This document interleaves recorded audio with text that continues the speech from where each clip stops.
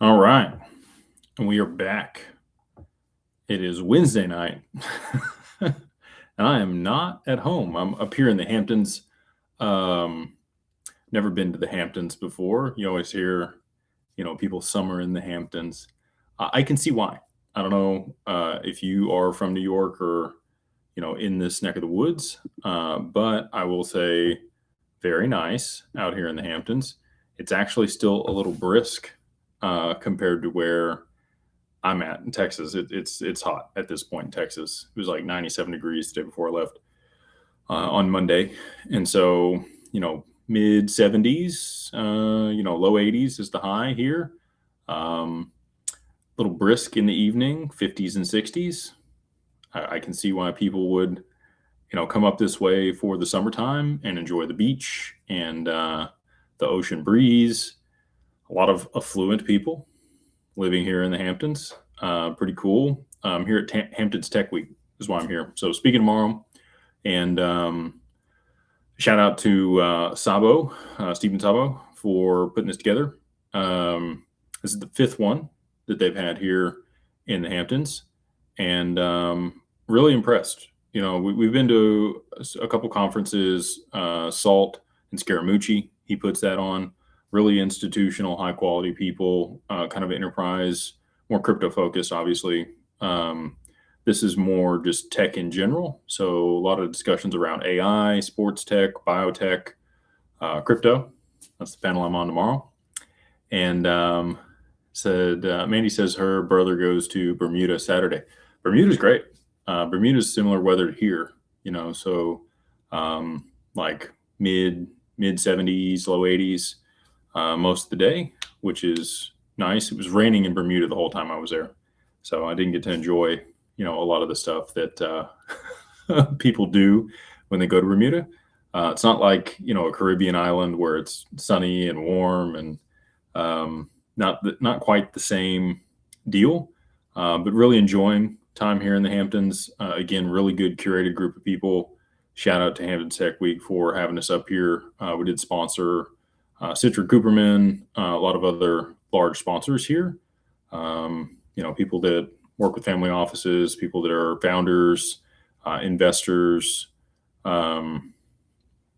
Just really, really excited to be here. So if you ever get the chance, I will say, I don't know that I will come back and frequent the Hamptons, but it is nice to check it out. And I do see why people would, if you are in the big city of New York or in the surrounding areas, come up here in summer as a verb in the Hamptons. Lots of stuff happening out there in the crypto market. We've got some blood in the streets.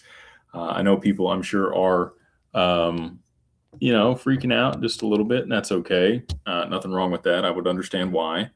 But we are in a bear market. Fundamentals are still at an all-time high. Evernorth actually put out a post today about some of the stuff that's going on. So I would encourage you guys to go check that out. Ashish, doubling down on that on his interview here recently. Ripple is poised to do exceptionally well, along with XRP and a few of these other digital assets that are the infrastructure layer or the protocols that facilitate value transfer. And, the institutions are actually going to adopt for that purpose. The rest of the crypto market that's going to continue to stay tied to Bitcoin, I don't know how well that's going to do. With Michael Saylor, exiting a small position. It's not like he sold a ton, but it has the market spooked. A lot of people are de-risking, selling off their Bitcoin, and they're not buying. That's the other piece, is MicroStrategy is not buying to be able to support this. The ETFs are starting to see outflows in pretty large amounts, and so you're starting to get downward pressure on Bitcoin, which obviously affects the broader market because many people will take out leverage longs on Bitcoin. And when I say people, I mean trading bots, right? Like these algorithms will take out long leverage positions. And when they lose on that leverage, they then have to liquidate positions that they have across the broader market. And that's why you see other things actually, go down more than Bitcoin itself. So that's the mechanism that we're seeing play out right now. This is a normal market conditions. It's not like anything's changed drastically, but you are seeing the liquidity leaving the space in a pretty drastic way. Big news from MasterCard today. I don't know if you guys saw that or not. We heard their announcement yesterday. They are doing a partnership with Visa on stablecoins in order to be able to facilitate tokenized transfer and payments.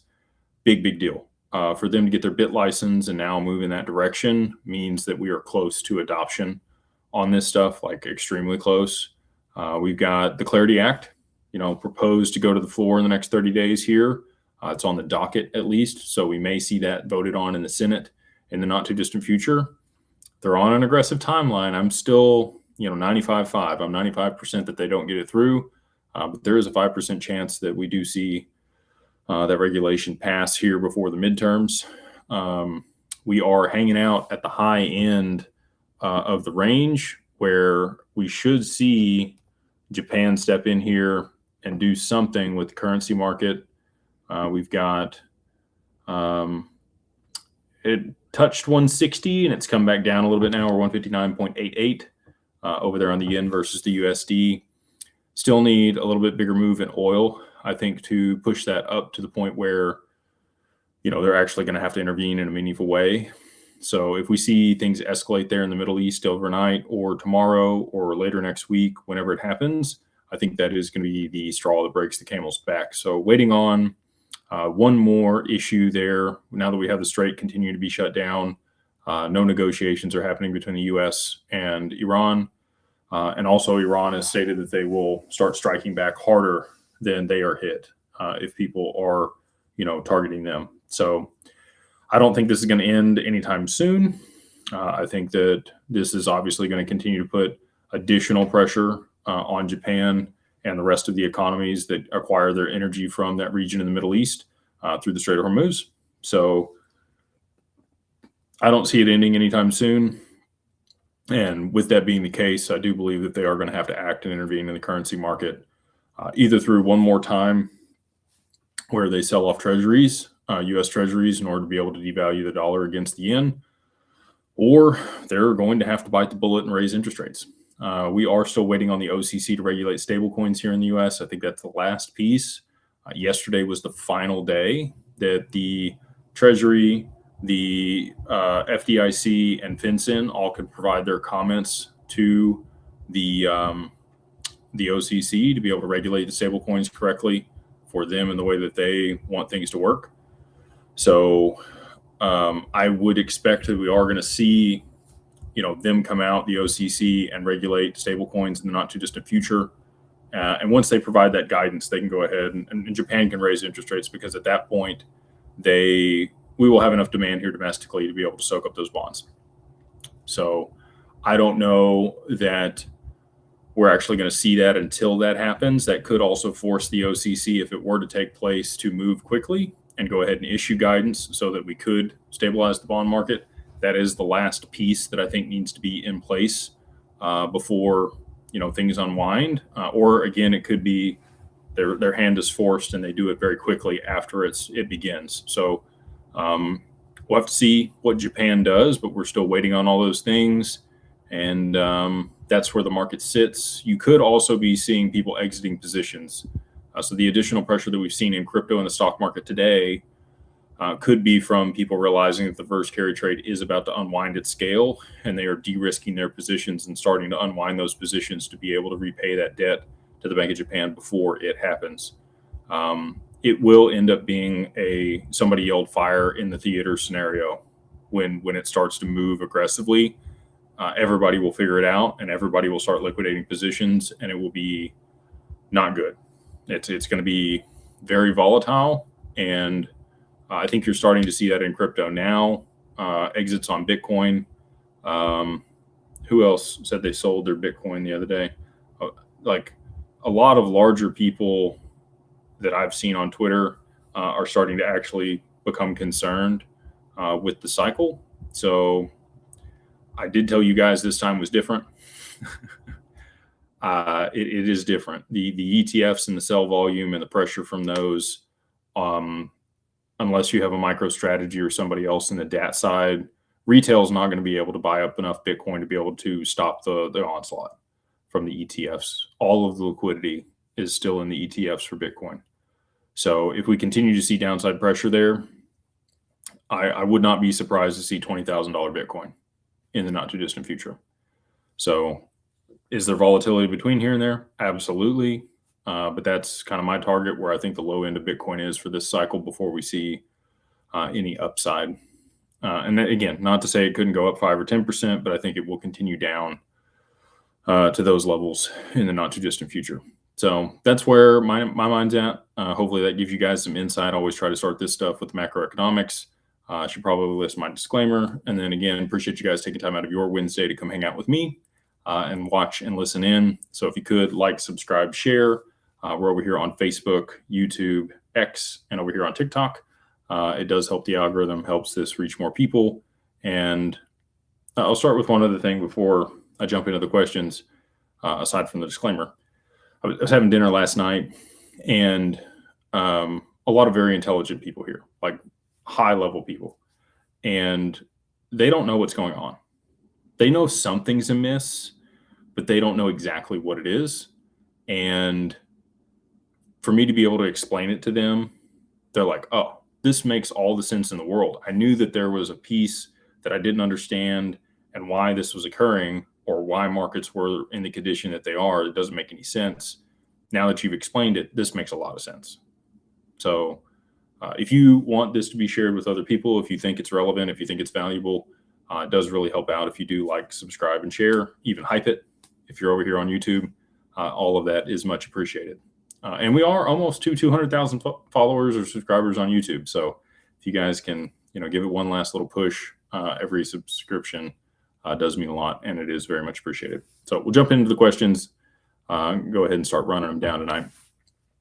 This person's asked, they say, hello, JC. Can you please share your opinion on Bitstamp? Reliable? Okay, store crypto over there. Thanks, Beast. God bless. I like Bitstamp. They've been around for a long time.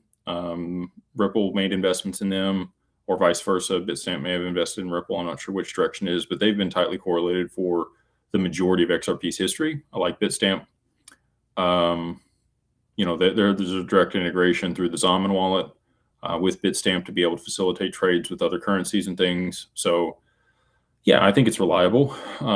You still are a creditor on their platform if they're holding assets there. They are their assets. They're not your assets. But I don't think they're going to go away. So, if we saw significant liquidity crisis in crypto, there's going to be a lot of exchanges that go illiquid and have issues if Tether has issues.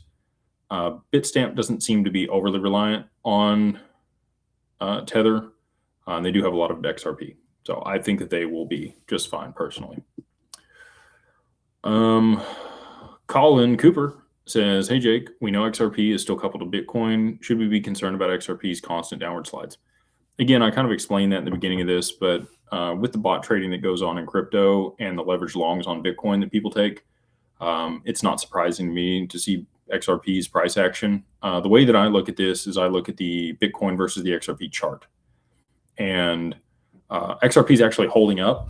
It's not moving down further than Bitcoin. It's actually moving down a little bit less than Bitcoin is. So still pretty fairly correlated, like you mentioned, but not overly concerned about, the losses in XRP. I think it's a fantastic buying opportunity. And this is a good time for my disclaimer, since I did do that earlier. Nothing here is financial advice. It's only for entertainment and educational purposes. You should always speak with a financial advisor, CPA, or lawyer before making any tax, legal, or financial decisions. The opinions I share here are my opinions. They are not the opinions of Digital Ascension Group or any of its subsidiaries. So I'm buying, yeah. And I know Connor, he posted the other day that this is the first time that he's starting to back up the truck in a long time on the Bitcoin, or not on the Bitcoin, but on the XRP chart. So I know he's buying. So if you guys follow Mickle, shout out to the Mickle Mafia. Appreciate you guys. And a lot of the larger people that I follow on a consistent basis are just looking at this as a buying opportunity versus, being overly worried about the implementation or the use of these digital assets. When you can pick them up, I don't know that we'll get to one for $1. For a long time, you could buy 5 XRP for $1. Those were the good old days. We're not there. We haven't been there for a long time, but you're pretty close to getting 1 for 1. So I don't know how much lower it's going to go. I don't know if we're getting below $1. I don't know if there's going to be liquidity there. I don't have those answers. I just know what the long-term outcome is when we see the domino theory unfold. Nature Boy, he says, hypothetically and not financial advice, if I got fired at work, would you cash out $300,000 401k with penalties to roll it over into a Roth IRA for XRP, 35 years old and single? Kudos to you, dude, if that's the position that you're in with that amount of money at 35 in a 401k. You don't have any tax implications when you roll it. So as long as it's moved to a self-directed 401k or IRA, then you wouldn't have any tax implications. You can roll a 401k from a previous employer to a Roth. Well, the Roth you wouldn't be able to do. The Roth, you would have to do a backdoor Roth or a SEP IRA. But you could do a traditional IRA, self-directed, and easily roll it over there and buy XRP inside that.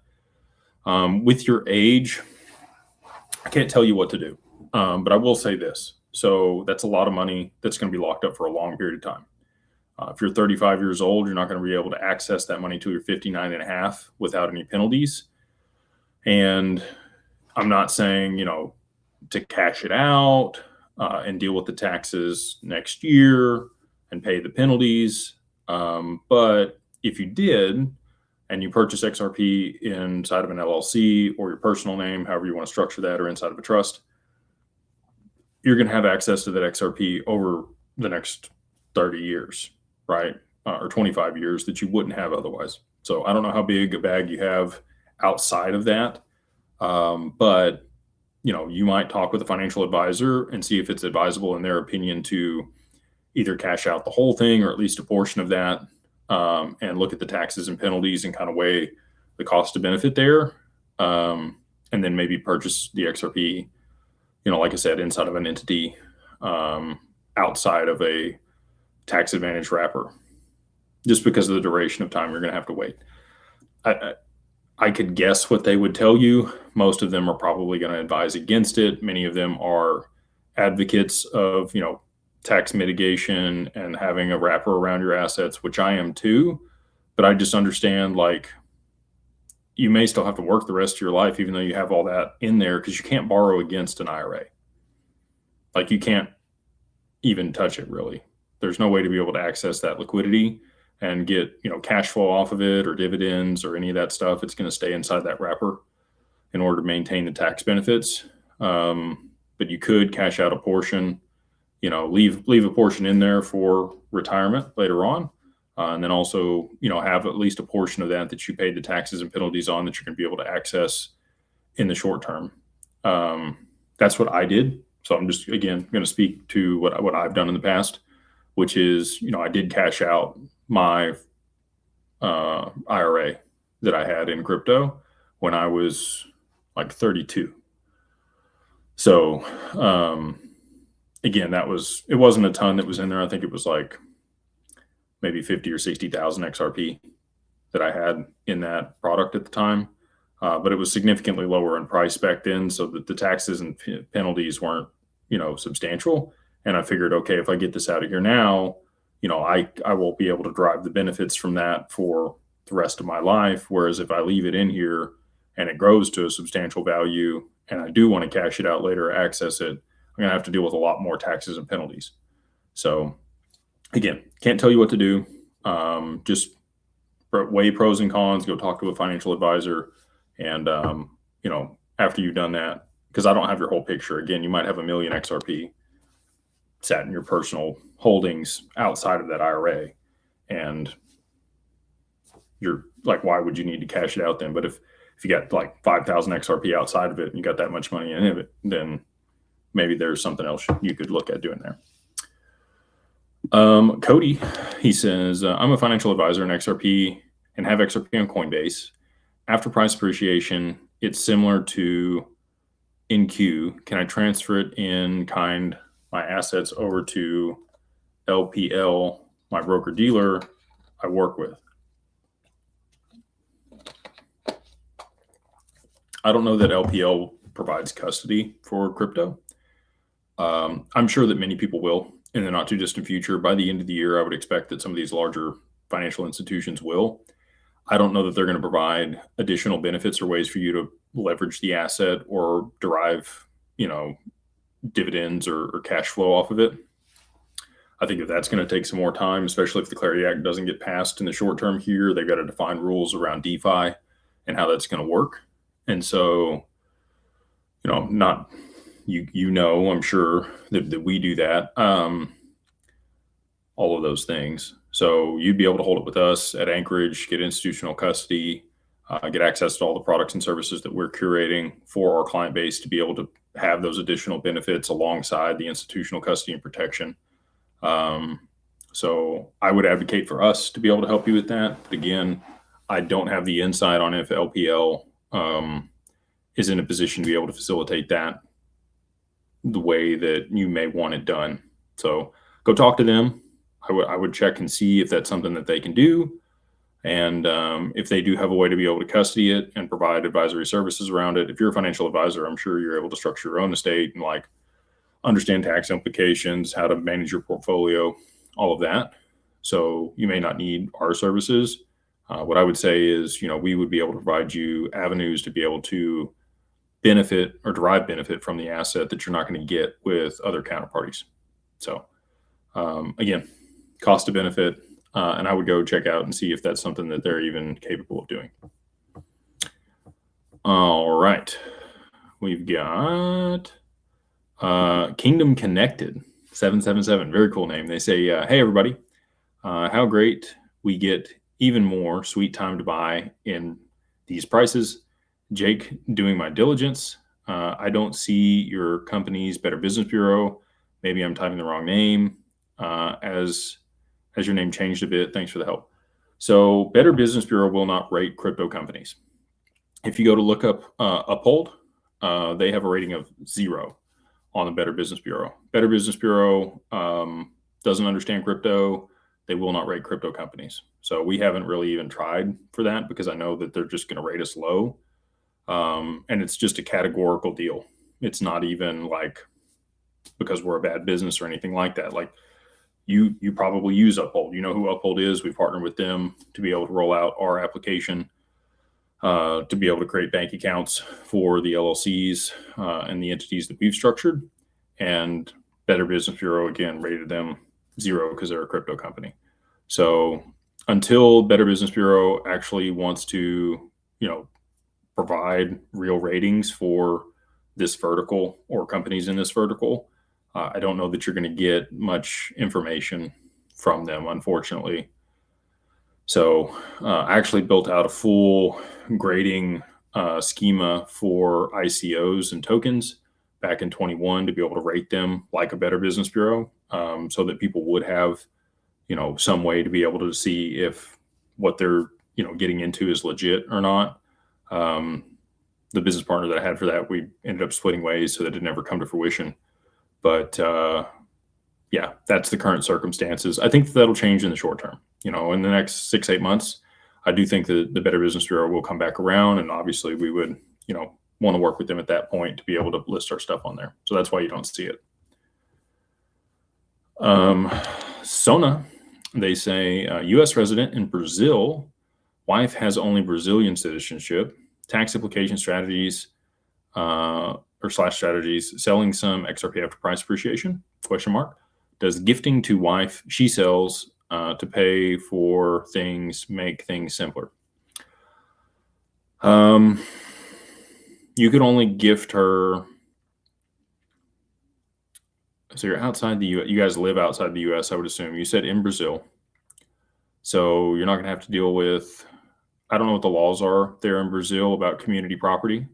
I would go research that and figure that out, or talk to an estate planner that's there in Brazil that's familiar with Brazilian law and U.S. tax law, and see what the double tax treaty is or how that's structured. Yeah, I don't know enough about Brazilian tax law to be able to give you any kind of insight into what the best avenue would be. I would seek out a professional that's familiar with both Brazilian tax law and U.S. tax law and consult with them. And I wish I had a better answer for you That's not one that has come up a whole lot for us. But yeah, I get why you're living there, and shout out for taking the time to put the super chat here. I'm sorry that I'm not more help on this one. All right, we've got Seymour. They say legend. What's up, dude? June 16th is when the BOJ is expected to raise interest rates 25 basis points. Will they choose to do the 25 basis points, or will they be forced to do more? I think they're going to be forced to do more, but 25 basis points still might do it. If we see the 10-year over 3%, let's see here, JPY, 10-year yield, that's where it becomes pretty difficult for them to be able to service their own debt, is when the 10-year is over 3%. We're currently at 2.651. And if we do see, a move in oil, I do think that would push it higher. And if they raise interest rates, it's going to push it higher, right? So all that being said, and I want to circle back. So there's been a few people that are like, you keep moving the goalpost on us. I'm not moving the goalpost, okay?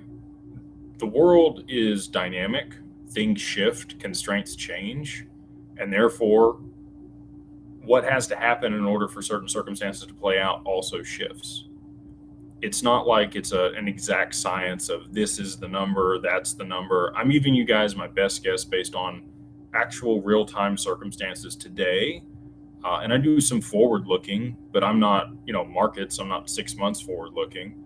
The overall deal, I think, could absolutely play out in the next 6 months or even faster than that if circumstances were to transpire that led to the catalyst that I've been talking about.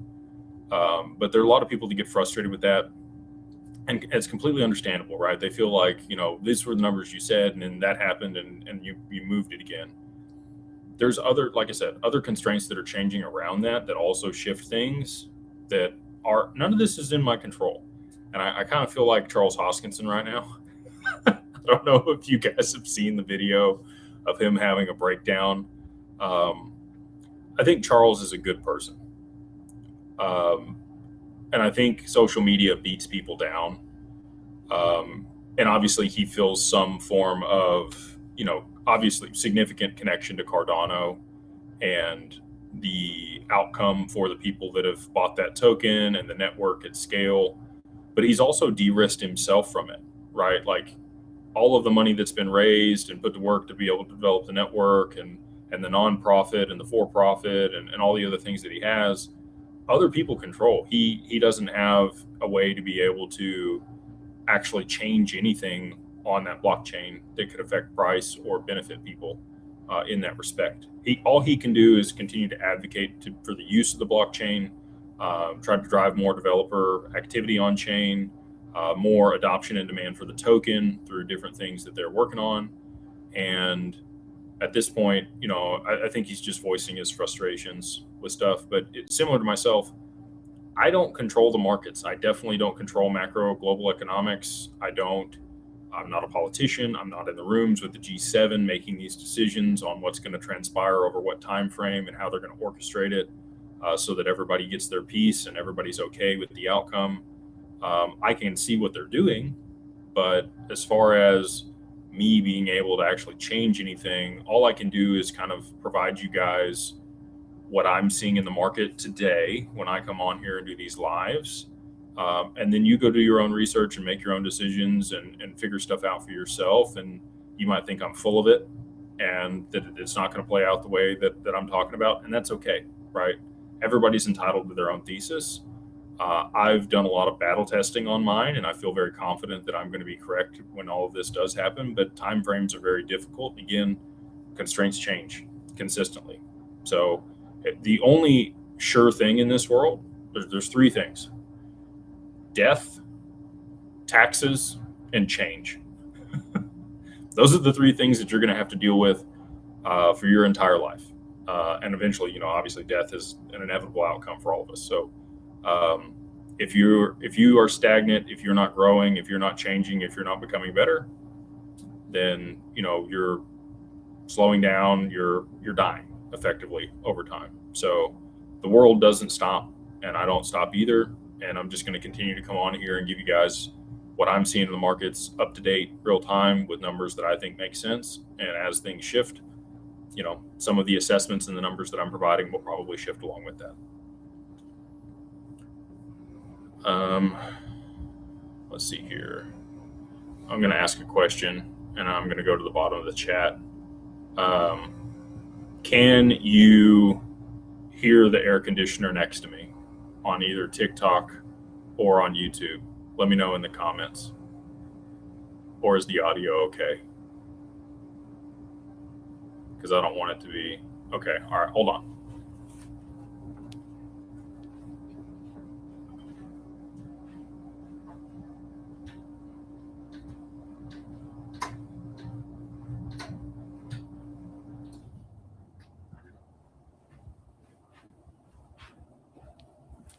All the TikTokers were telling me yes, they can hear it. So we'll turn it off. It'll kick off in a second here. Appreciate that. All right. See if we can get back to the same spot for the super chats here. We've got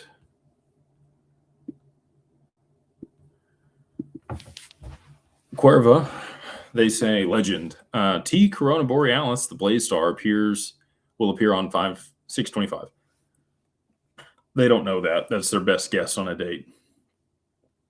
They say it's the same one from the BG 123 in the window with the rocket going up. Is it the same? Will XRP increase on 6/25?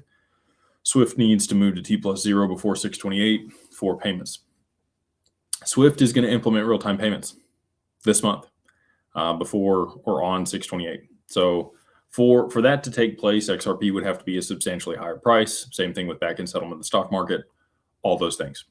So I know it's at $1.16 or $1.18 or $1.20 or whatever it's trading at right now. If you believe that they are going to use XRP, it's going to have to be a substantially higher price than what it currently sits at in order for them to actually turn that on and facilitate it. So again, not financial advice, entertainment and educational purposes. Make your own decisions. You could, again, think that I'm full of it. I'm just one guy on the internet, so go do other research. But I'll speak to that point. And then secondly, on the riddles type stuff, if you go look up the Star of Bethlehem, and you look at the images of the Star of Bethlehem, it also looks like the Blaze Star, which is T Corona Borealis. It explodes every 84 years or so, which also coincides with a lot of the currency cycles that we've seen in the past.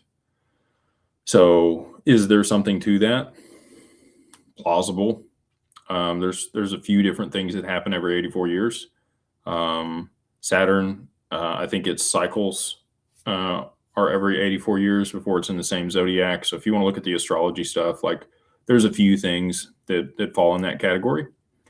But to pick out a date that's going to happen on, that's their best guess based on previous timeframes that they've been able to identify when that star exploded. So if you don't know what it is a white dwarf that circles a red giant in another galaxy far, far away. And it pulls mass off of the red giant and it'll nova about every 84 years. So, it obviously novaed a long time ago for that light to reach here, but it becomes much brighter in the night sky and it stays that way for like a week. So it moves from like a low magnitude all the way up to a very high magnitude star, brighter than the North Star in the sky. So you will know in the night sky, I'm sure, when that's taking place. For them to pinpoint the day, I mean, there's been a bunch of other predictions when it was going to go, and all of those have passed and it didn't happen. So I don't know that they're going to be able to pinpoint that, but they can pinpoint the time frame. They know that it's within these 2 or 3 years here, and this is kind of the last date on their calendar. So does it happen after 6/25 or right before 6/25? Completely plausible. Is it the same star that's in the BG riddle? Probably.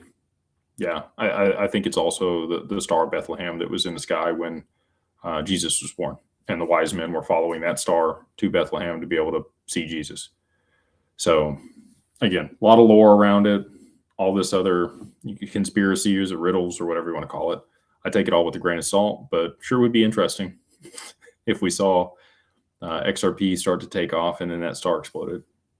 It'd be like somebody knew something, which I'm sure they do.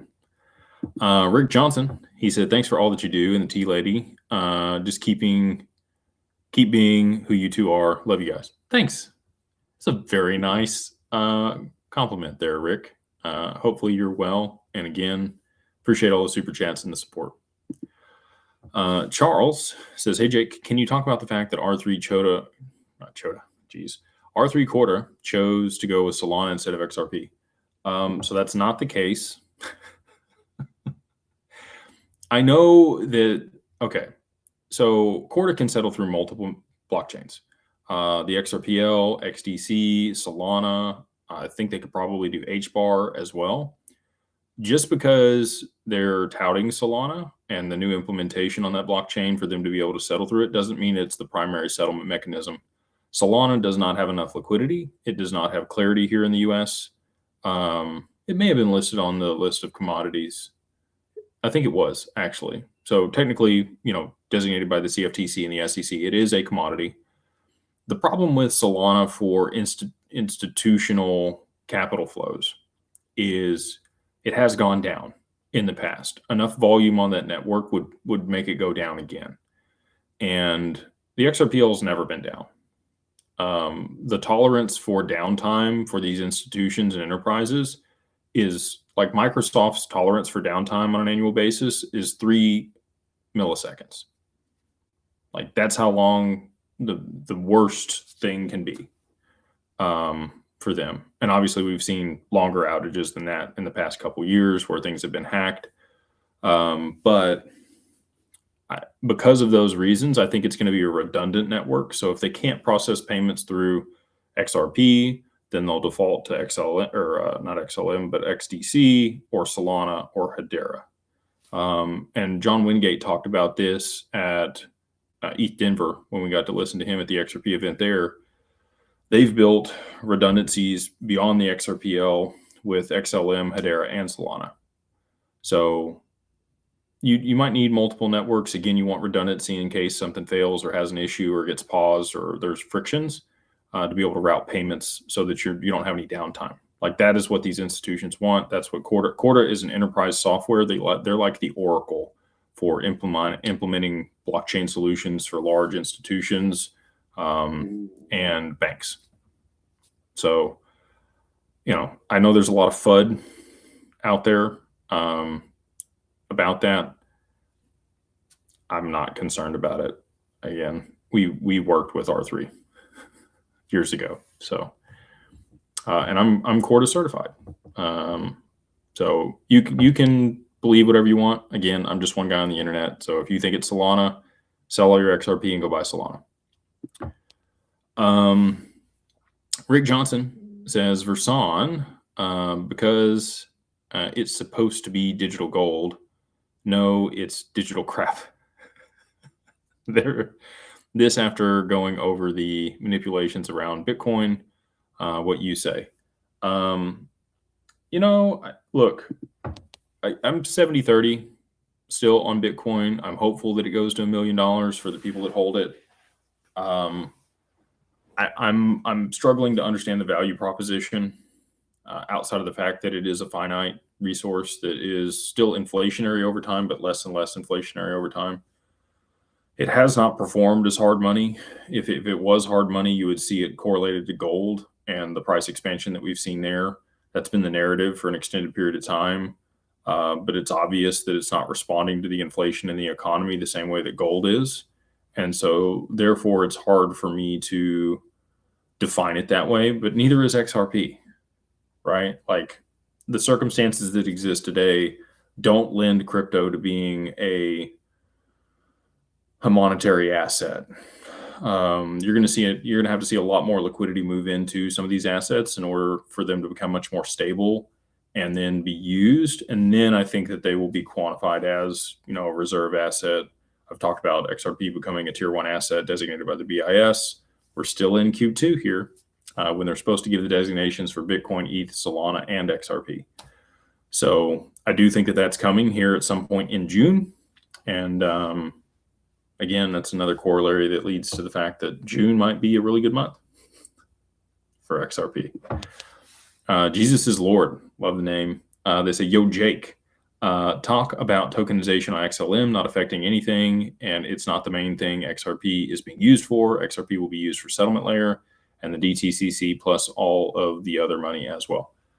Yeah, so you've seen multiple exchanges, New York Stock Exchange, NASDAQ, and a few others come out and say that they're partnering with this counterparty or that counterparty to be able to tokenize stocks. They're going to be tokenized. Some of these exchanges are going to be tokenizing stocks on Stellar. Cool. DTCC, tokenizing stocks on Stellar. Awesome. Back in settlement of the stock market between the clearinghouses and the brokers, Project Ion, which was developed with Corda and R3, finalized in 2022. Primary settlement mechanism is XRP. So again, I know that there's a lot of stuff going on out there. It is a multi-chain world in the future. But you look at like Velo. Okay, so Velo is an application on Hyperledger that people are able to trade tokenized stocks in that environment, peer-to-peer. If you want to democratize access to the stock market, that's a great avenue. Ondo's doing that. Securitize is looking at doing that. There's many players out there. So you could say, well, they're going to be the one. XLM and Hyperledger is a direct copy of the XRPL. However, the origin account for that blockchain has not been black holed. So I don't know what their ability is to be able to freeze XLM or claw XLM back. I know that they have the same functionality for the issued assets on that network. They burnt half the supply. Could they reissue that? Could they mint more of it? Potentially, if that origin account hasn't been black holed. So there's just some other concerns. Again, like people ask me, well, why wouldn't they adopt this stablecoin or that stablecoin or this or that? If you have counterparty risk and somebody else can freeze the asset or claw it back or issue more of it, they're not going to adopt it. It needs to be agnostic. Anything with X in the front of it, and XLM would be included in that, doesn't really have a counterparty, right? So gold being XAU is how it's listed on the commodities list. That's why it's listed that way, because there's not one counterparty that can really manipulate the value of gold. The US did that. So it's not to say that, that can't happen.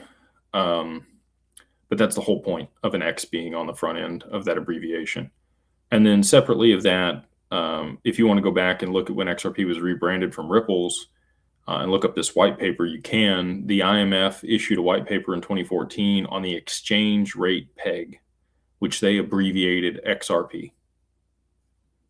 I'm pretty confident that's where Ripple got XRP from and why they rebranded from XNS to Ripples and then finally to XRP. And it stayed XRP over the last, 10 plus years, 12 years.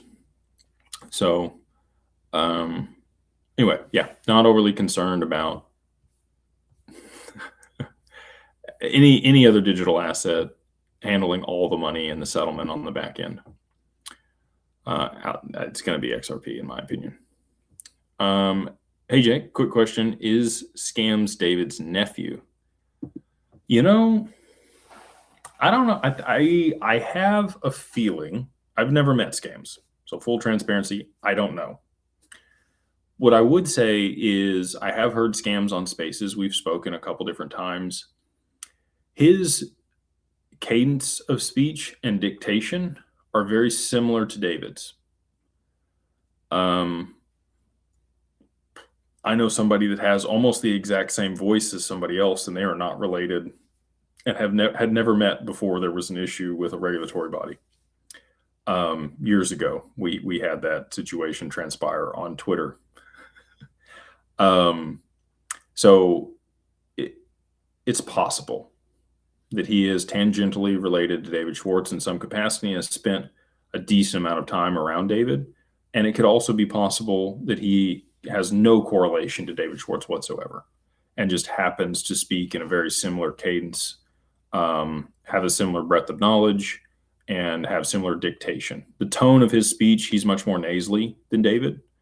And again, I'm not saying that in a derogatory way, that just literally compared to David's voice, he doesn't have the same depth that David speaks with. So on the tone, but there's a lot of corollaries there. So I would say, I think it's possible, but again, sometimes stuff that the LLM says is possible, but it's not true.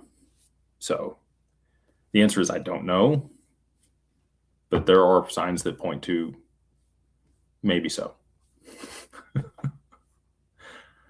Scrolling on down here, we got GDT. They say, hey, mate, curious to know what you think about Simon Dixon and his views. Guys, insightful, carry trade is inevitable. Just hold the line, XRP family. Happy 14th birthday to XRP. Best wishes to Team Claver. Awesome. Thank you for the super chat and the kind words. Yeah, I got to listen to some portion of that interview from Simon Dixon. Dude's super intelligent. Jim, I can't think of the other gentleman's name. George Gammon, brilliant, all in on Bitcoin. Mark Moss, brilliant, all in on Bitcoin. There's a lot of people that I hold in a high regard that I think are extremely intelligent, and they just don't quite understand this piece, which is hard for me because it seems so obvious to myself. But yeah, I think that, a lot of what he mentioned on the podcast for the global macroeconomic position and how things are shifting and the counterparty's interest in that, spot on. So if you guys haven't listened to that podcast he recently did, I would encourage you to go do that. It's about 2 hours. Michael says, God bless Jake and the tea lady. If one were to make an XRP purchase through DWP to meet the minimum required for institutional custody, how much time do you think we have before price appreciation for the purchase? I don't know. I think the current price and where things are at is a great opportunity. Again, if you bought Bitcoin at $1 or $2, do you really care? You would have had twice the amount of Bitcoin. But if you bought 10,000 Bitcoin at $1 or $2 and you got 5,000 Bitcoin or 10,000 Bitcoin, do you really care which price you bought it at? Probably not. It's probably enough that you are just fine either way. So, I know a lot of people are always pinching pennies and they want as much as they can get and they're trying to call the bottom, and that's not my game. It's not what I'm here to do. I just dollar cost average when I have some excess liquidity. And I continue to do that even at the current prices to be able to average, I'm technically still averaging up for my position, but I still think it's a fantastic value in comparison to the long-term price appreciation. So go speak with your advisor, call the people at DWP, talk with them about it, see what they're seeing in the market. They're going to be able to give you financial advice that I cannot. Made Man, he says, hey bro, what's up, dude? Mick Ripple here. Hey, good to see you, man. He says, all the mods are great, but special shout out to Ames, always positive, professional, and she lights up any room. T-shirt weather soon. Very cool, dude. Thank you for the shout out on the moderators. So for those that don't know what he's talking about, we do have a mastermind group. I have over 15, well, actually more than that, close to 17,000 people that are part of that community. We do in real life events. We have private deals. We do tons of financial education, and we provide business resources to that group. We bring in outside parties that talk about trust and insurance and credit and different investment opportunities to be able to educate people prior to price appreciation so that they know how to vet things, do due diligence, structure investments, understand the risks associated with stuff, how to mitigate taxes, all that fun stuff. So if you want financial education, you want access to a community and culture that I think is fantastic, again, very biased, so take it with a grain of salt. But we would love to have you in there before price appreciation because we are going to lock it down on the other side of a $10 XRP. It will be invite only, and we will raise prices substantially. It's only $2 right now if you want to go try it out month to month, no contract. All you got to do is go to beyondbroke.com and use the code beyondbroke, all capitalized, number 1, and then MO, like Mary Oscar, get you the first month for $2 to give it a go in social or Carbon One. Dragon Lord, what a name. They say legend. I had to touch grass and took the wife to the mountains to save the marriage. Still can't get over something you said 3 to 4 weeks ago about an aha moment for HBAR and XDC. Tell me the news, or what was it? The XLM news. Thank you for all that you do for us. Trying to think back to what you would be talking about there. I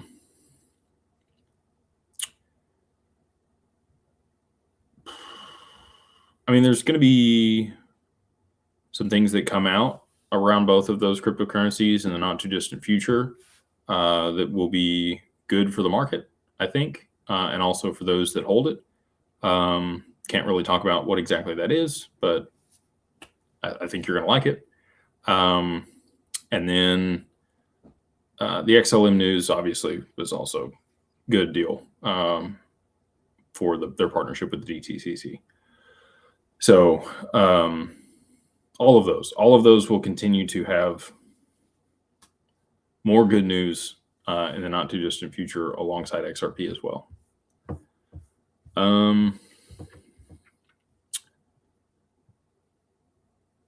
Let's see here. Warrior Goddess Jessie. She says, howdy, Jake. Seems like the reverse carry trade is on the precipice. Doesn't XRP need to have some price appreciation first to be able to save the day? No, it does not need price appreciation first. It will. So I think that they've pumped up the Stark market to be able to rotate that liquidity alongside the Bitcoin ETF liquidity into XRP all at the same time, to be able to drive the price up in that situation, to be able to de-risk and start to settle real time on the back end of the stock market and drive economic growth to be able to get us out of the hole and the bottom out of there. I think potentially prior to the midterms happening. I think that they need a full recovery and some additional upside and stuff for midterms to go the way the Republicans want.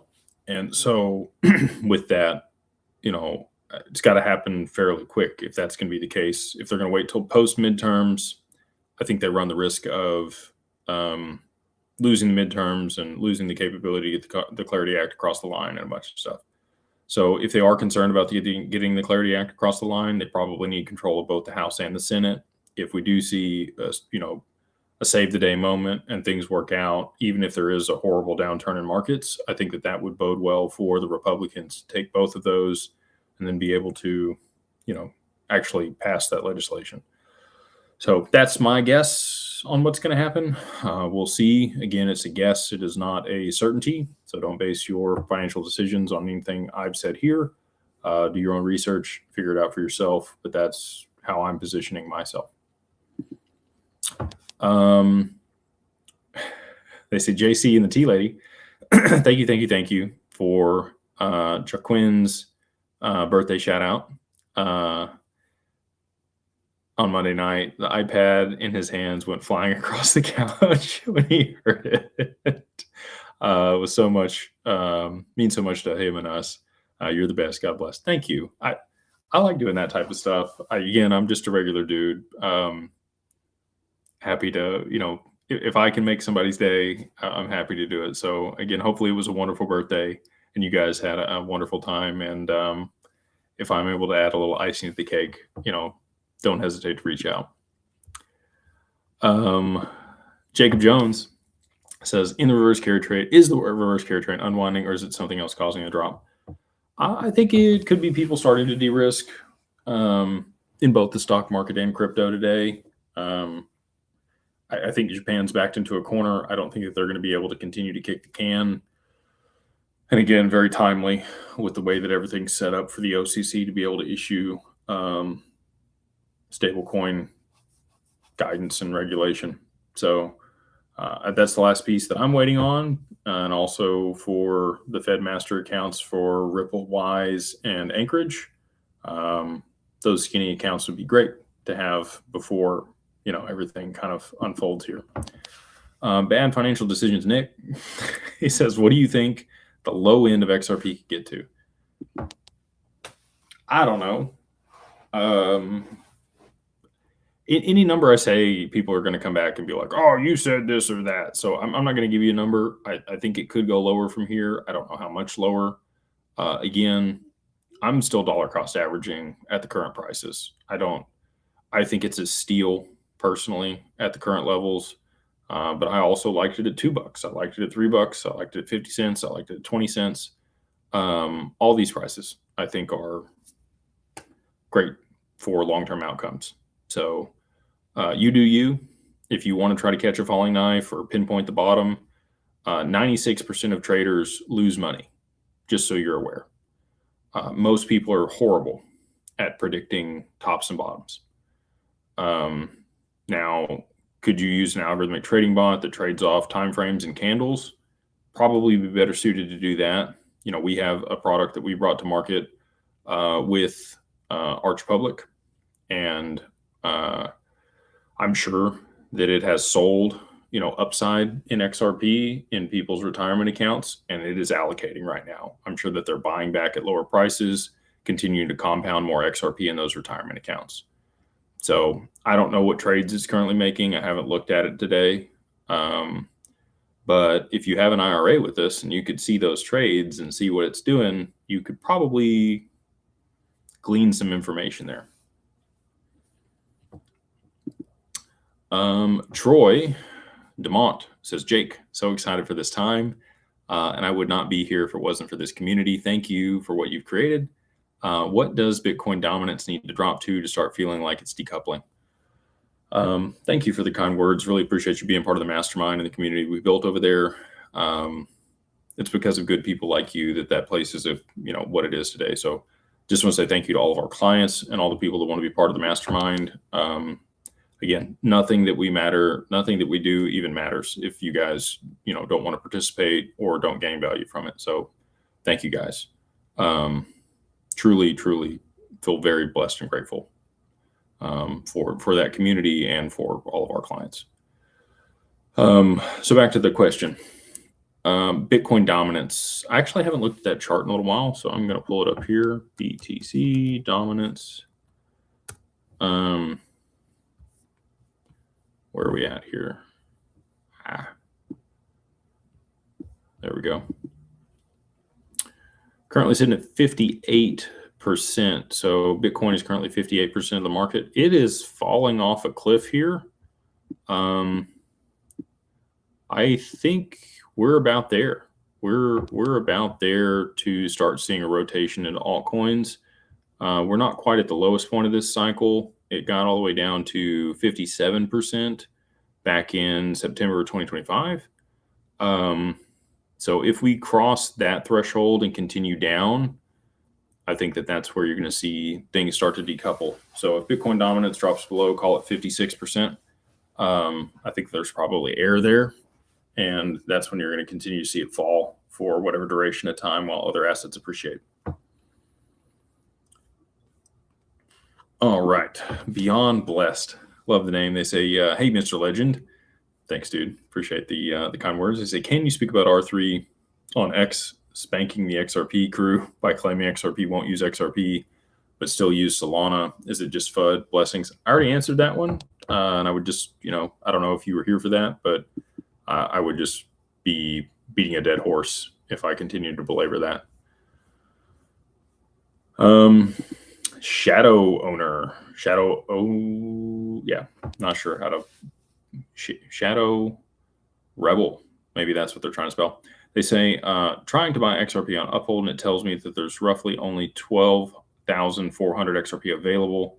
Are they limiting, or is the exchange drying up? Probably both would be my guess.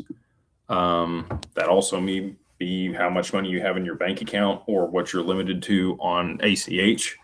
Not necessarily how much XRP they have available for you to purchase. So just be aware of that.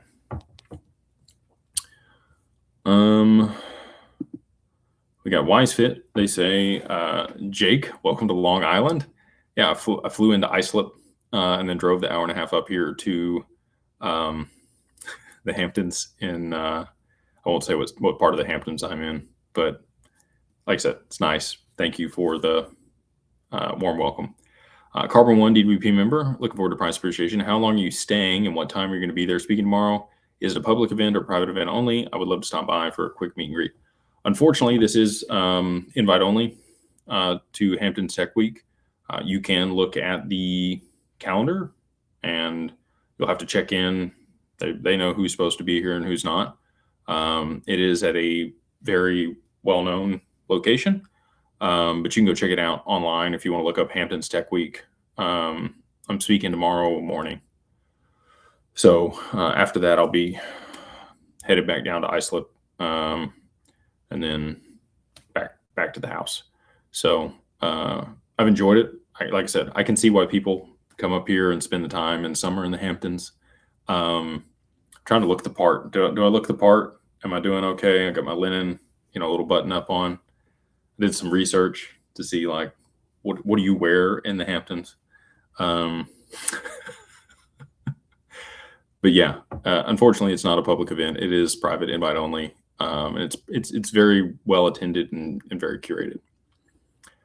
Fresco says these lows letting me get 10K XRP by the end of the month. XRP will retire my dad in years to come. Thank you for the insight to keep my conviction. Looking forward to price appreciation and working with DAG. Thank you, Fresco. I appreciate that. And that's the cool part about this. You're going to be able to really help other people and causes that you have a strong passion for. A lot of people want to take care of their parents. They took care of them when they were little. And it's a weird dynamic to be in a position where, you kind of become the parent in that relationship. My dad wasn't alive very much longer after that occurred for me. And it's a weird paradigm shift to have somebody that's been your caregiver and provider and you switch roles like that. But it's cool, right? Because you actually get to give back and take care of your parents. So congratulations. Again, I can't give you financial advice, but I think you're going to do well enough to be able to accomplish what you're looking to do. We are an hour in, so I'm going to go all the way to the bottom of the chat and then work my way back up. So no more super chats. And if I miss them, I will read them next week. I did have some super chats that I'm sure that my wife sent me, and she's probably mad that I haven't read yet. So I'm going to do those real quick before we get on to the next few things here. So this one says, this is from Dr. Dan. He says, thank you for your conviction and faith you provide. I'm confident and hodling. But may I ask, at what point do you admit defeat? Is there a certain indicator or macro event that would seal the fate that no longer would get price appreciation? I don't really have an answer for that because it's a foregone conclusion for me. I've had enough conversations and dealt with enough people and seen enough that I know that it's going to be implemented and used. So no, there's not really a point where I would be concerned, to be honest with you. For me, it's a foregone conclusion. And again, I know I wish I could impart upon other people the discernment that I have based on the conversations and circumstances I've witnessed.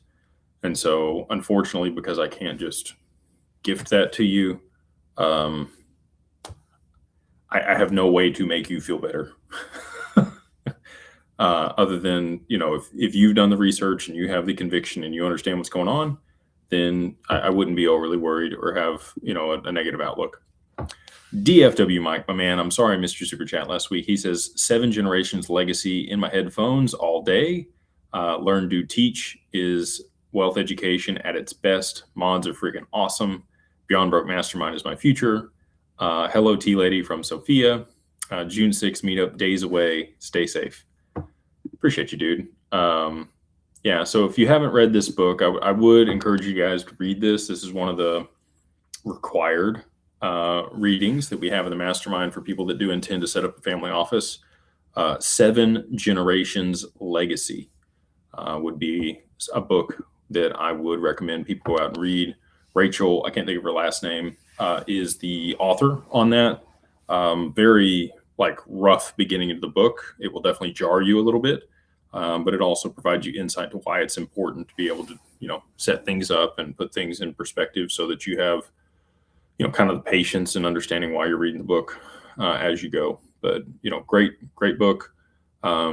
We have a full practice that we run to help people develop a family constitution, ethics documents, governance documents, just like she talks about in the book. And, obviously we have, you need to do values-based planning. You need to understand where you're going, what you're doing before you start setting things up, because if you start setting things, and LLC is fine. So I just want to be clear about that. Like an LLC is kind of the starting place for everybody. Beyond that though, depending on the different types of trusts and estate planning and philanthropy and whatever else you want to do, you definitely need to understand like where you're headed. You need to have a North Star. These are my principles, core values, and beliefs. This is the impact that I want to have with this money. These are the things I want to accomplish. This is what I want to do for my legacy and my family.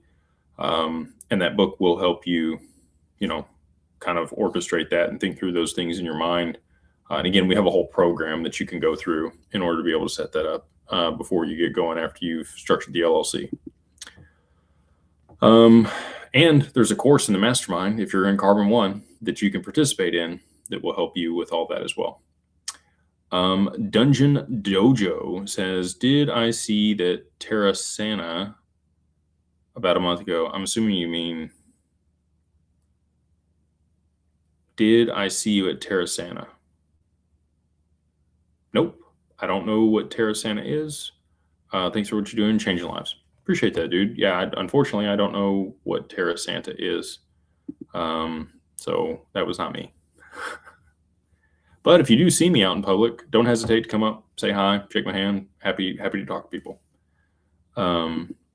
Chase Knows says, hey, legend, what's up, dude? With Robinhood rolling out trading agents, timing aligns with capital flows into Evernorth, possibly without users realizing it.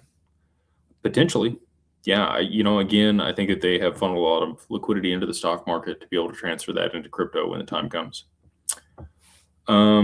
We've got gold and silver, haven't touched these in a while. Will these also dump and rotate into XRP? I don't know that they'll rotate in XRP, but they are going to dump. Again, I've been adamant that I see gold pulling back to 2,200, 2,100, and I see silver pulling back to 50. I know people don't want to hear that. I don't know that it'll be long-lived. I think it'll be a short, violent move, and then they move back out of there.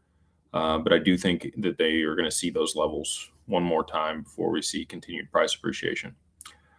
And then he says, banks and institutions have way more paper contracts than physical. They can't cover redemptions. Is that still a thing? Yeah, until Basel III is implemented, it is absolutely still a thing.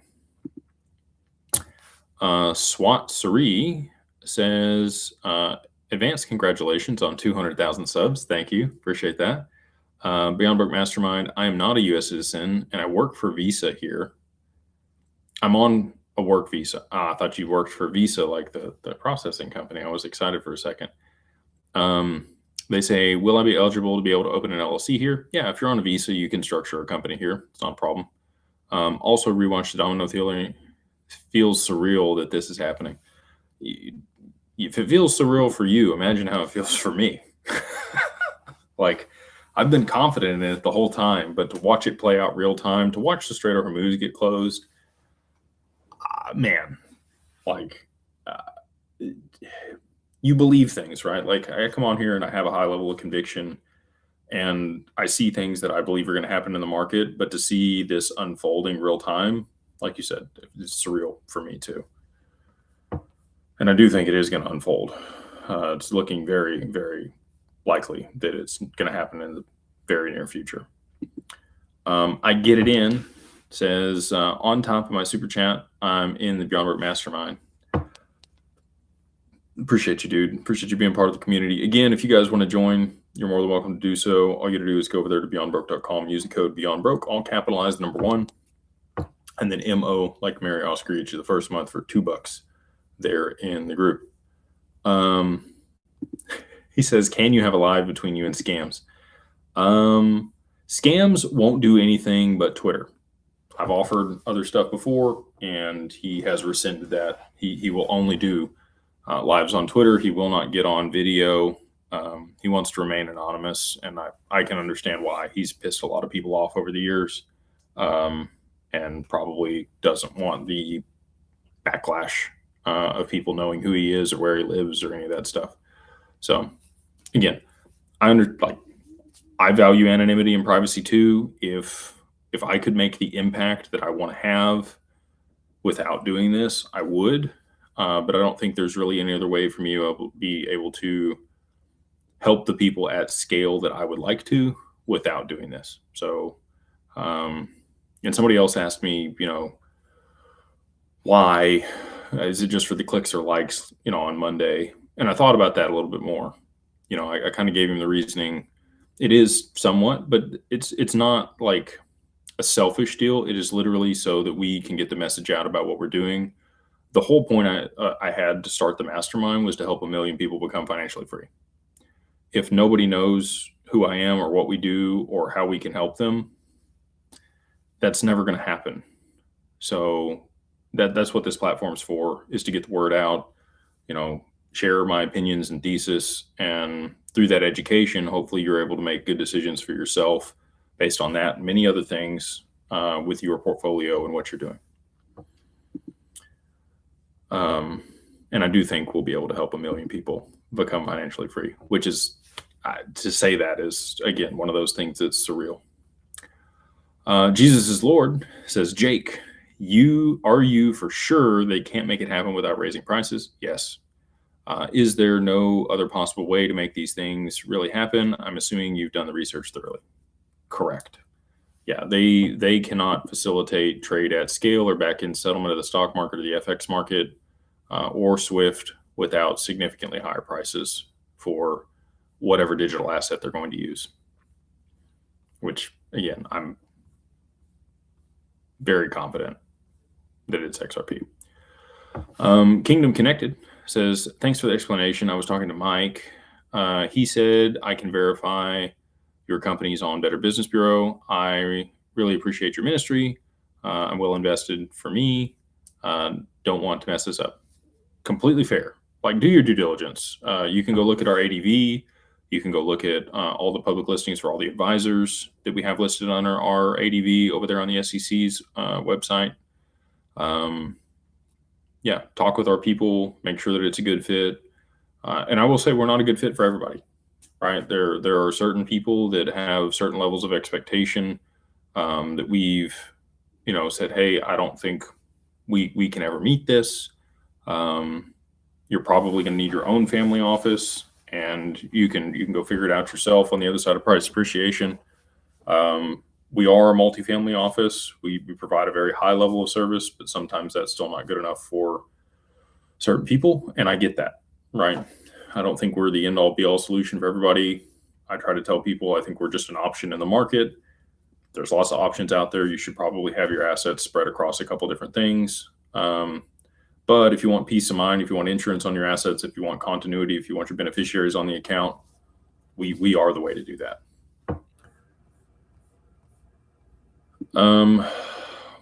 We got KRAD Productions. They say Swift is developing a distributed ledger with consensus to do instant payments. So how is XRP involved? They are developing a streamlined way to be able to pass back data on payments. So that's what Swift is. Swift is a messaging system. They don't do physical settlements themselves. They want to move to real-time settlement, and they will have to implement a public blockchain that's not a private permissioned ecosystem in order to be able to facilitate that at scale with the counterparties that they interact with. And they're not going to want to choose a blockchain that has a counterparty risk. If consensus or a different counterparty has control over the asset that settles the value, that leaves them in a bad spot where that counterparty could cause problems. So all that being said, I do think that they're going to use Lena or whatever they developed for the messaging component. They may use HBAR for security in the data and some of the stuff that they have to do. Probably going to use Chainlink for the Oracle function in it, and they will use XRP and the XRPL for settlement between the different ecosystems in order to be able to settle those payments real time after they pass the messaging or alongside the messaging that they are also putting on blockchain. Filthy Rich says, I'm Drummer Mastermind here. Awesome, dude. Holding 25,000 XRP. Can I work with DAG after price appreciation? Can they help me borrow 20% LTV against my XRP? PS, I'm in Europe. Yeah, we can help facilitate that. And I do think that you will be well qualified on the other side of price appreciation. So I look forward to working with you. Met a lot of people here from Europe, by the way. There's a lot of people from Ireland, and I met a lady from Romania today. A lot of people here from, the European Union here at this event at Hamptons Tech Week. The old nail pounder, good to see you, dude. He says, "Hola, Senor Legend." What's up? I seen some info on Exodus from the ETFs and Bitcoin was people setting up for the monster IPOs on the horizon. Had 2 limit orders that hit today. Set 6 weeks ago. God bless. No T-Boo. I know. Yeah. I miss my wife. I'm sad that I have to spend time away from her. I invited her here. She didn't want to come up to the Hamptons. She's got some other, you know what, if you wouldn't mind, if you guys would pray for my wife and our family. We do have some loved ones that aren't in great health. So she's dealing with some of that. And any prayers would be very much appreciated. So she wasn't able to come up here with me, but she's definitely on my heart and on my mind.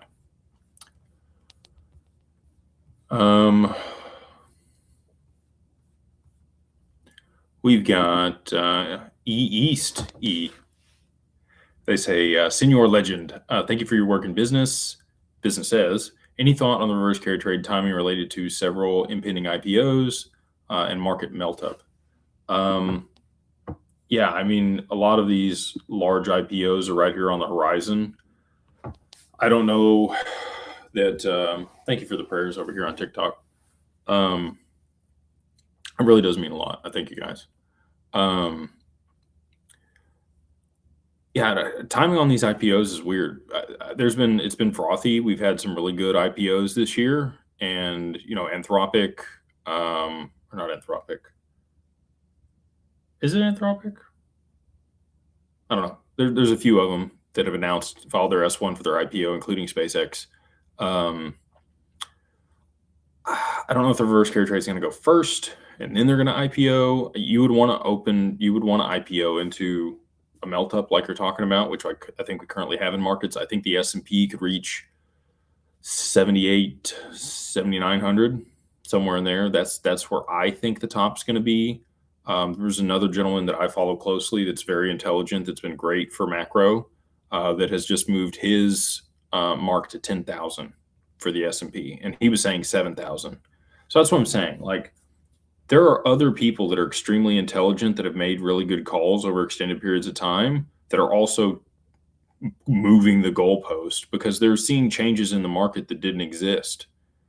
And so all of this is relative, all of it's dynamic. And when constraints change, you have to change assumptions and also what's required for certain outcomes. So anyway, I don't know is the answer. I wish I had a timing idea on, I think it would be better for them to IPO sooner than later, personally. Infinite Growth, XRP, says AI collapse timeline. AI is going to collapse a lot of timelines. People do not, that was one of the, the starting conversation this morning was around AI. The gentleman that got up there is a prolific founder and investor. I won't say who, really well known. And he got up there and talked about, how to pitch investors, some really good insights around like just asking better questions. Because the whole crux of the LLMs is they are probabilistic. They will respond how you teach them to. You should be building skills into your AI and your agents that you're working with in order to be able to perform certain functions and answer questions the way that you want them to answer. And you can delineate a long message of everything that you want it to run through before it gives you some insights or an answer to a question. But the better questions you ask, the better outcomes you're going to have. And that's what he does to all of the companies that he's investing in with the founders, is he really gets down to the crux of what they're doing and wants to make sure that they have a deep understanding of that before he makes the investment in their company. And so he pretty much belabors the point and continues to ask questions to refine things. And some people find that annoying, but I actually find that, kind of invigorating, and like when people are inquisitive and can think critically. And I think that that's missing as a large part of our society today. A lot of people are just fed information at a visceral level, and they ask very visceral questions. They don't ask second, third, fourth, fifth order questions. So the better questions you ask, the better answers you're going to get. All right. I think I actually got through all the super chats. I'm going to go all the way to the bottom and see if there's any more. And then probably going to wrap it up a little bit early tonight because I am going to go grab a bite to eat. He says, I getting it in, says, strong prayers for the tea lady. Nothing but love from the Beyond Broke Mastermind. Thank you. Appreciate that, dude. Lots of prayers coming in. So I'm sure she's moderating. We really do appreciate it. The families, it's tough sometimes.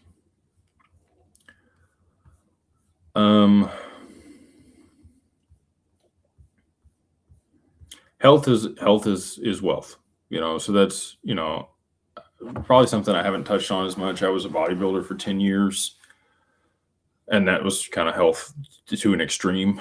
Probably not so healthy at some points because of some of the pharmacology and other stuff that I was doing. That's why I quit, to be able to extend my lifespan and be around for my son and do the things that I want to do. But, now and post price appreciation, when I want to get in shape, I'll tell you guys, this is what I do. So I'm not using Rituderide or tirzepatide or, these other GLP-1s. Not that I won't. I haven't ever touched it yet. I do TRT, which is prescribed by a doctor. And, there's other pharmacology that I've used over my lifetime that definitely helps with body composition and nutrient partitioning. Growth hormone, there's a lot of people that take that. What I will say is, peptides and your health, anything to be able to extend your life and your quality of life, I think doesn't hurt things. When I'm trying to get in shape, I do three things. So I drink a gallon of water a day. I try to make sure that I'm getting at least my body weight in protein throughout the day when I'm eating. And then I walk 10,000 steps. And if you can track all three of those things, if you can track those three things and you don't change anything else and you start lifting some weights 2 or 3 days a week, radical results. You have to make sure your hormones are in place, right? So go get blood work done, just like you do maintenance on your car and you check diagnostics and make sure that there's no issues there. I encourage people to get blood work done at least once a year at a minimum. Ideally, if you're really on top of it, probably quarterly. But if you're feeling lethargic or low energy or depressed or any of that, it's probably hormone related. And some of that can be fixed with exercise and diet, but sometimes it can't. And so I would go see a doctor and just get your blood work done and see where your hormones are. And if you do need some supplementation, it will make a significant difference in your outlook, your body composition, everything else you have going on, especially after 30 years old. It's when your body tends to start shifting and changing hormones, especially for men. You start to degrade, 5, 6, 10% a year in your testosterone production. So anyway, just kind of circling back, health is a blessing. If you're healthy, you might have 1,000 problems. If you're unhealthy, you only have one problem. And that is that you are unhealthy, you are sick, and you just want to feel better and be better. So count that as a blessing every day. I try to, I pray every single day and thank God for all the blessings that I have in my life. And health is always one of those things that I bring up in that conversation with him. So Sky Lucky says, hey, Jake, BF, thanks. What should we plan for 6K XRP? If it depends on what price it goes to and what you want to do with it, what legacy you want to leave, how long you're willing to wait. You're probably going to need a $10,000 XRP before that's really like a meaningful life-changing situation for you. I say that, like I said last week, or maybe it was Monday, $10 million is kind of the threshold where you have quote unquote FU money, like Rick Johnson was talking about, and you can put that to work and earn $500,000 a year and not ever touch the principal. That's, so, you're looking at a $2,000 XRP before you're at that point.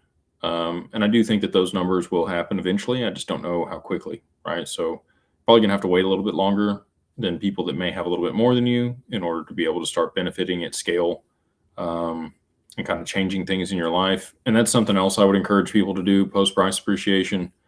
If you can wait to upgrade your lifestyle a little bit and be patient on that and make sure that things are structured and you have the cash flow and you've bought assets, and you don't want to increase your liabilities aggressively before you're able to make sure that you're able to cover them.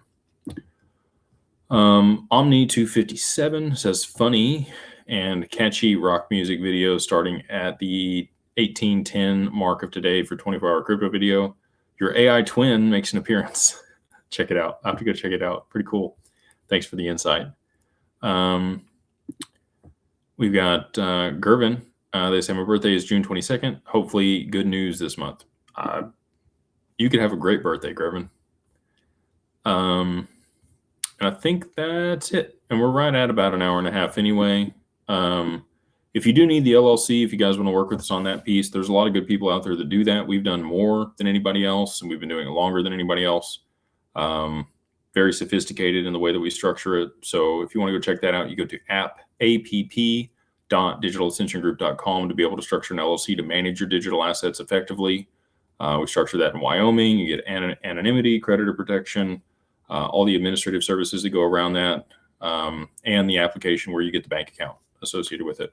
So that's that. If you want the trust and the estate planning and taxes and all the other fun stuff that goes along with crypto, if you have those questions or need those services, you can go to digitalfamilyoffice.io. If you need the wealth management component, you can go to digitalwealthpartners.net.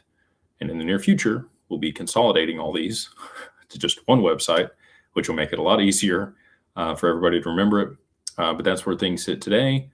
And then again, if you want to join the mastermind, we would love to have you in there before price appreciation. All you got to do is go to beyondbroke.com and fill it out and use the code beyondbroke, all capitalized, #1, and then MO, like Mary Oscar, each of the first month for $2 there in the group.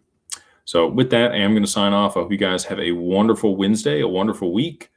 God bless, and we'll see you on the next one.